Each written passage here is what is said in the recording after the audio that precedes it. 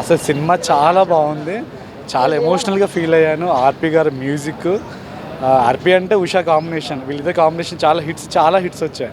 యాక్చువల్గా ఉదయ్ కిరణ్ మూవీస్ అంటే mostly music ఆర్పి గారు ఎక్కువ కాంబినేషన్ ఉంటుంది. చాలా ఎమోషనల్ ఫీల్ అయ్యాను. నాకు నెక్స్ట్ ఉదయ్ కిరణ్ రిలీజ్ నీ స్నేహం మూవీ కోరుకుంటున్నాను. నీ స్నేహం అన్న నువ్వు నేను రిలీజ్ అయిపోయింది. చాలా బాగుందన్న మూవీ. వాలంటైన్స్ డే రోజు నేల తర్వాత ఎప్పుడెప్పుడు అసలు చాలా మంది ఎగరగా వెయిట్ చేశారు ఈ సినిమా కోసం. అవునవును, థియేటర్ వైబ్ చాలా బాగుంది. సౌండ్ సిస్టమ్ యాక్చువల్గా ఇది సుదర్శన్లో సౌండ్ సిస్టమ్ చాలా బాగుంటున్న ఉద్దేశంతో ఇక్కడ రావడం జరిగింది. చాలా బాగుంది, చాలా ఎగ్జైటింగ్ ఫీల్ అయ్యాను, ఎమోషనల్గా కూడా ఫీల్ అయ్యాను. అంటే వ్యాలంటైన్స్ యాక్చువల్గా ఎక్స్పెక్ట్ చేయలే. అంటే యాక్చువల్గా కొత్త మూవీస్ వస్తాయని చెప్పి ఎక్స్పెక్ట్ చేశాం, కానీ ఉదయ్ కిరణ్ గాంధీ వస్తారని చెప్పి ఎక్స్పెక్ట్ చేయలేదు. సో ఆయన మన మధ్యలో లేరు,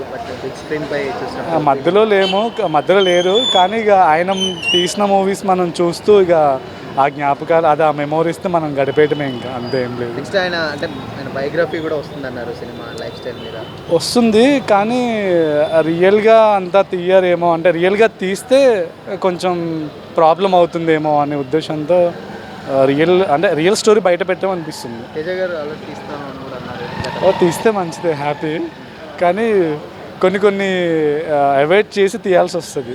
ఎందుకంటే పబ్లిక్, చిరంజీవి ఫ్యాన్స్ వీళ్ళు ఉంటారు కదా, సో వాళ్ళు కొంచెం ఇబ్బంది చేస్తారనమాట. Okay, thank you.